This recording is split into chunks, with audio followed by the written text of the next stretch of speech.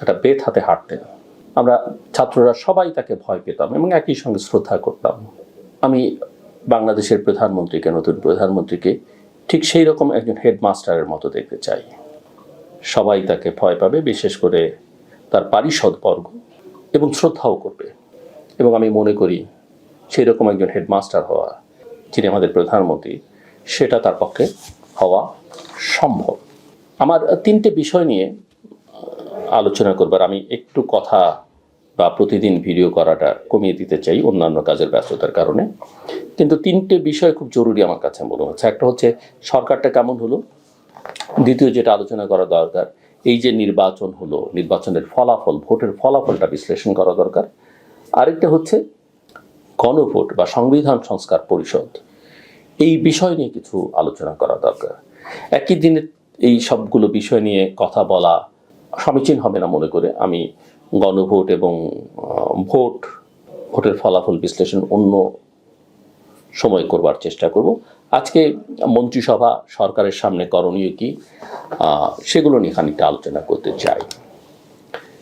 একটা দীর্ঘ রাজনৈতিক টানাপোড়েন, আন্দোলন, মামলা, হামলা, কারাবরণ, নির্বাসন এবং অন্তর্বর্তী রাজনৈতিক একটা অধ্যায়ের পর অবশেষে ত্রয়োদশ জাতীয় সংসদ নির্বাচনের মাধ্যমে বাংলাদেশ জাতীয়তাবাদী দল বিএনপি রাষ্ট্র ক্ষমতায় প্রত্যাবর্তন করেছে।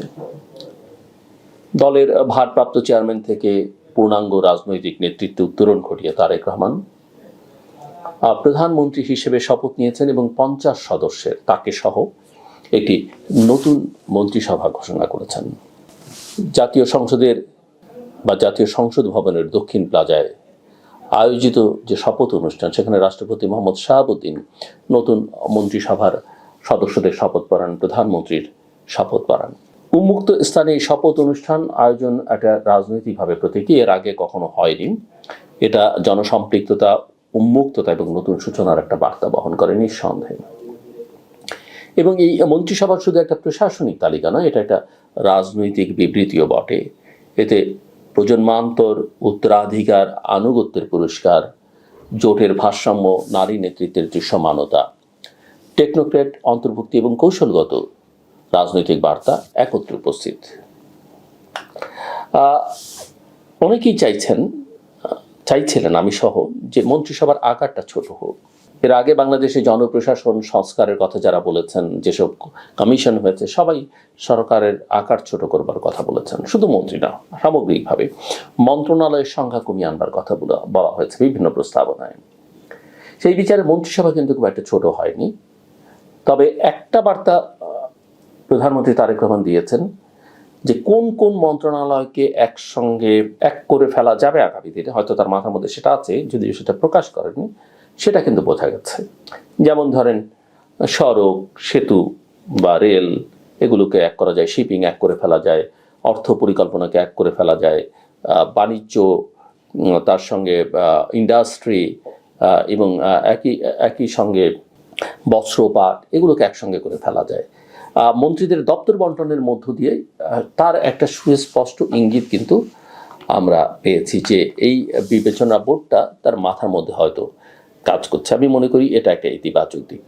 50 সদস্যের মন্ত্রিসভা আকারে বড়, তারপরও এটা খুব একটা অস্বাভাবিক মনে হয়নি যেভাবে দপ্তর বন্টন করা হয়েছে তাতে। সো ক্ষমতায় প্রত্যাবর্তনের একটা ঐতিহাসিক প্রেক্ষাপট বিশ্লেষণ করা দরকার আমাদের এখানে। এই যে তারেক রহমান এবং তার দলের 2 দশক আগে বিএনপি নেতৃত্বাধীন সরকার ক্ষমতায় ছিল, আমরা সবাই জানি, 2001 থেকে 2006, এবং সেই সময়ের প্রধানমন্ত্রী ছিলেন বেগম খালেদা জিয়া, প্রয়াত বিএনপি চেয়ারপারসন। পরবর্তী রাজনৈতিক পালা বদল, নির্বাচনের বিতর্ক, সামরিক সমর্থিত অন্তর্বর্তী সরকার, আর্মি ব্যাকড কেয়ারটেকার গভর্নমেন্ট বা ইন্টারিম গভর্নমেন্ট, রাজনৈতিক মামলা, দলীয় পুনর্গঠন, সব মিলিয়ে বিএনপি দীর্ঘ সময় কিন্তু বিরোধী দলে, এবং এই দীর্ঘ বিরোধী অধ্যায় দলটিকে দুটো গুরুত্বপূর্ণ শিক্ষা দিয়েছে বলে আমার কাছে মনে হয়।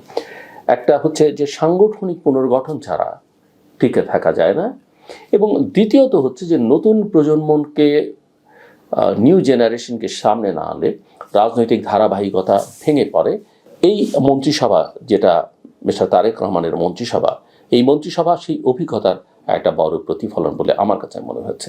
আমি মন্ত্রিসভার কাঠামো নিয়ে বলছিলাম, সংখ্যা নিয়ে বলছিলাম, ভারসাম্য বলছিলাম, এবং বার্তাটা কি, তারেক রহমান এই মন্ত্রিসভাতে কি বার্তা দেবার চেষ্টা করছেন সেটা আমি খানিকটা আপনাদের বলেছি। মোট সদস্য আমরা বলেছি যে 50, প্রধানমন্ত্রী একজন, পূর্ণমন্ত্রী করেছেন তিনি 25 জনকে, এবং প্রতিমন্ত্রী 24 জন, এবার কোনো উপমন্ত্রী রাখা হয়নি। এই কাঠামোটা মাঝারি আকারের মন্ত্রিসভা, খুব বড় বলা যাবে না, খুব ছোট বলা যাবে না, অত্যধিক স্ফীত নয়, আবার ছোট নয়। গুরুত্বপূর্ণ বিষয় হচ্ছে যে 25 জন পূর্ণমন্ত্রীর মধ্যে 9 জন প্রথমবার সংসদ সদস্য হয়েই মন্ত্রী হয়েছেন। প্রতিমন্ত্রীদের বড় অংশটাই নতুন, অনেকেই প্রায় অচেনা। এটা স্পষ্ট বার্তা দেয় যে দল শুধু প্রবীণদের উপর নির্ভর করছে না, আবার প্রবীণদের প্রধানমন্ত্রী তারেক রহমান ইগনোরও করছেন না, তাদের প্রয়োজনীয়তাও তিনি উপলব্ধি করছেন। আমরা একটা সমালোচনা করি যে নির্বাচন, আমাদের রাজনীতিটা ইনক্লুসিভ নয়, এখানে নারীর অংশগ্রহণ সীমিত। আমরা নিজেরাও সমালোচনা করেছি, আমি নিজেও করেছি, যে যেখানে আরপিওতে বলাই হচ্ছে যে শতকরা 5 ভাগ মনোনয়ন দিতে হবে, বিএনপি সেটাও দেয়নি, দিতে পারেনি, জামাত তো দেয়নি। তারপরে তো সংখ্যালঘুদের প্রশ্ন আছে, সেটা রিলিজিয়াস মাইনরিটি হোক, ইন্ডিজিনিয়াস মাইনরিটি হোক, জেন্ডার বেসড মাইনরিটি হোক, সেই প্রসঙ্গগুলো আছে।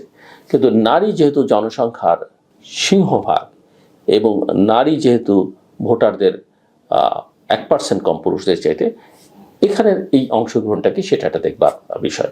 আমরা জানি যে এইবারের সংসদে নির্বাচিত নারী সংসদ সদস্য হচ্ছেন 7 জন, এবং এরা সবাই বাংলাদেশ জাতীয়তাবাদী দল বিএনপির। এবং নতুন মন্ত্রিসভায় এই 7 জন থেকে 3 জনকে নেওয়া হয়েছে, এবং এরা বিশেষভাবে আলোচিত। নাম আমরা করতে পারি আফরোজা খানম রিতা, যাকে বেসামরিক বিমান পরিবহন ও পর্যটন মন্ত্রী করা হয়েছে, শামা ওবায়েদ ইসলাম, যাকে পররাষ্ট্র প্রতিমন্ত্রী করা হয়েছে, এবং ফারজানা শারমিন পুতুল, যাকে মহিলা ও শিশু বিষয়ক এবং সমাজ কল্যাণ প্রতিমন্ত্রী করা হয়েছে। এই 3 জনেরই রাজনৈতিক